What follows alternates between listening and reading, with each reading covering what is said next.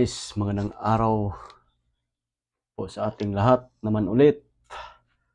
So, ngayon guys, itong tutorial na ito is magdagdag po tayo ng doon sa previous video ko po nito guys is di ba wala reverse forward to yung ginagawa natin ngayon.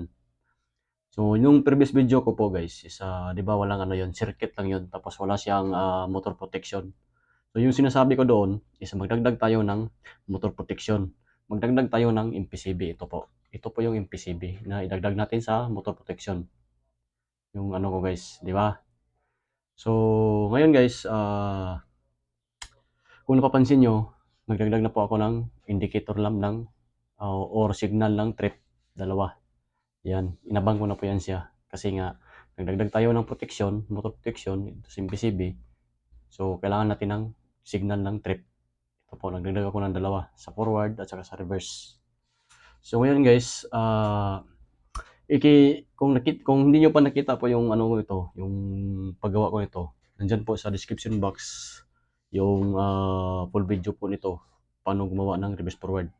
So, ngayon, bali, ang natin ngayon guys, is yung sinasabi ko, magdagdag lang tayo. Magdagdag tayo ng component ng motor protection. Yung PCB po yung idagdag natin guys. So ngayon, simulan na po natin guys. Paano ba?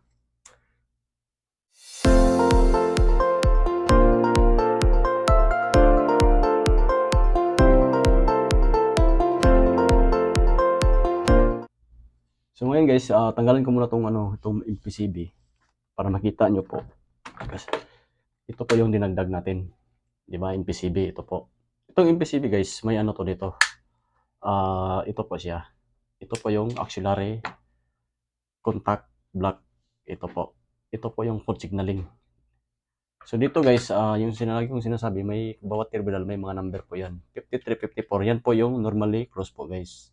97, 98, yan po yung normally open. Dito po yung 53, output ng 53, dito po sa baba 54, normally close. Ito naman sa taas, dito, ito po yung 97, normally open, yung output po niya is 98. Okay? So ngayon, simulan na po natin. So ito na po guys, kung napapansin nyo, nagdagdag po ako ng dalawang indicator lamp ng trip natin kasi nga nagdagdag tayo ng dalawang component. Nag-additional tayo ng dalawang component, MPCB po, para sa sa motor protection po natin. So ngayon guys, ulitin ko po, ang tutorial na ito,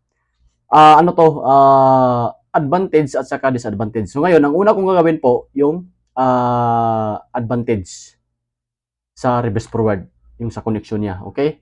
So ngayon, simulan natin. Ito po guys, kung nakita nyo, ito po yung push button ng stop natin, di ba? Itong push button ng stop natin, galing po sa dito sa indicator lamp ng power natin. So ngayon, ang gagawin natin guys, tatanggalin natin to. Yan. Tatanggalin natin yan. Yeah, ganun ko lang yung camera. Wait, yan. Tatanggalin ko to, ito po. Ito siya. Ito sa guys, dadalhin natin sa dito sa MPCB natin. Dito sa yung sinasabi ko na auxiliary contact ng fault signaling.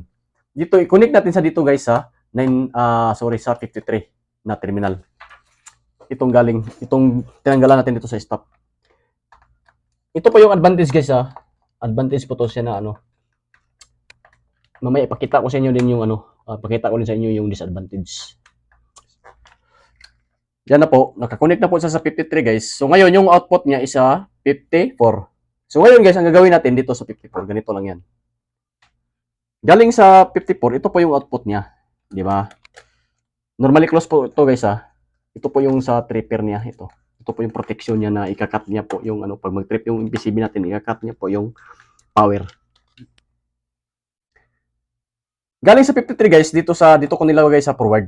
Depende sa inyo guys, dito ba nilagay sa reverse or sa forward. So ngayon, nilagay ko dito sa forward. So ngayon guys, ito po yung output na number 54 na terminal.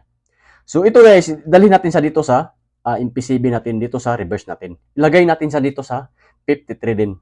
Okay? Dito sa auxiliary. Ilagay natin sa dito sa 53. Yan lang yan dito. Nakita nyo, yan. Yan po yung takbo niya, ng wire niya. Yan lang po. Yan na po siya. Tinanggal natin dito. Kinunik natin sa dito. Yan po. Dito sa auxiliary 53. Yung output niya 54. Kinunik natin sa dito sa 53. Input ng auxiliary dito sa reverse. Tapos dito sa output niya guys, dito sa 50, tawag ito sa 50, sa 54.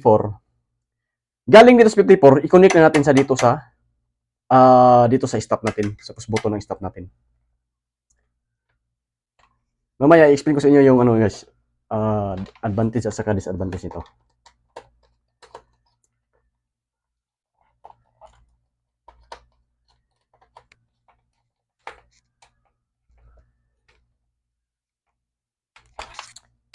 Yan po. Tapos i-connect ko sa dito. Dito i-connect natin sa dito sa push button ng stop natin dito sa input.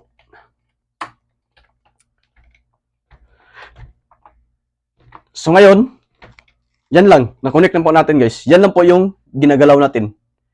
Kasi nagdagdag tayo ng MPCB.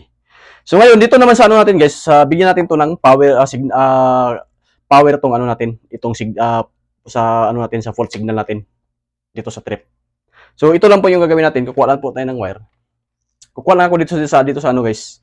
Dito sa fuse ko. Dito sa fuse carrier natin. Dito sa output. Kuha lang po tayo dito.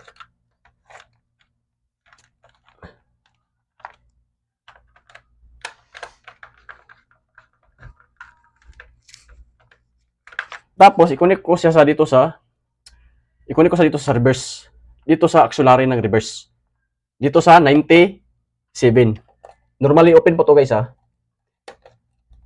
depende din sa inyo kung dito ba niyo sa forward or sa reverse. So ngayon nilagay ko sa reverse na auxiliary. So ngayon dalawa po yung lagay natin dito guys sa 97. Kasi nga i-jump natin sa dito sa forward natin na auxiliary sa 97 din.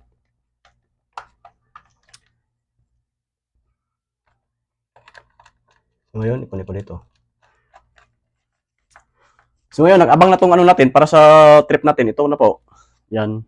So ito para sa reverse natin na sa signal para sa trip. I-connect ko sa dito sa 98. Output po ng 97 normally open. Tapos ito po yung sa sa reverse sa forward. I-connect din natin sa ulit dito sa 98 pa rin. Ito sa auxiliary. Yan. Yan na po siya guys. So ngayon, i-testing po natin. Explain ko sa inyo yung MCB on.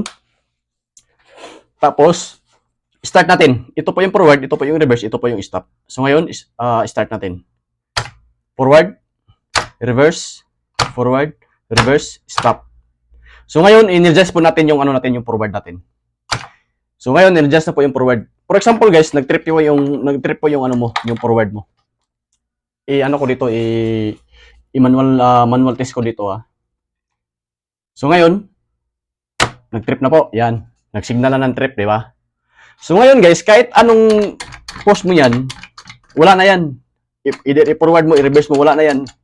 Kasi mostly yung ibang connection na nakita ko, kahit yung forward mo, nag-trip ang forward mo, kahit pag-reverse mo, pumapalo pa rin yung reverse mo. Kahit i-forward mo, i-post mo yung forward mo, pumapalo pa rin yung forward mo. Pero hindi na siya kumakapit. So ito po yung advantage niya guys sa circuit na ito. Okay? So ngayon natin i-reset. Reset. I-reverse ko. Reverse. Tapos trip natin. Trip. Tapos reverse, forward, reverse, forward. Hindi na po yan pumapalo guys. Yan. Kasi nga nag-trip na. Both side kung yung forward mo is nag-trip. So ngayon, ikakat na niya lahat yung connection. Wala na po siyang power. Kasi nga, kinap na ng kasi nga, yun sa connection ko, yun ang ginawa ko. Yung sa connection, sundan yun lang yun. Okay?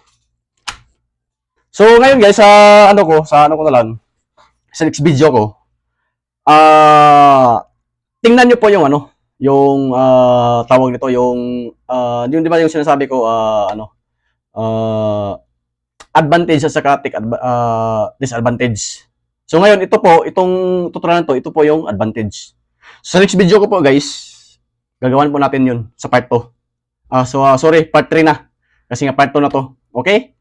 At maraming salamat guys. Sana may natutunan po kayo sa video tutorial nito. Safety first and God bless. Thank you po.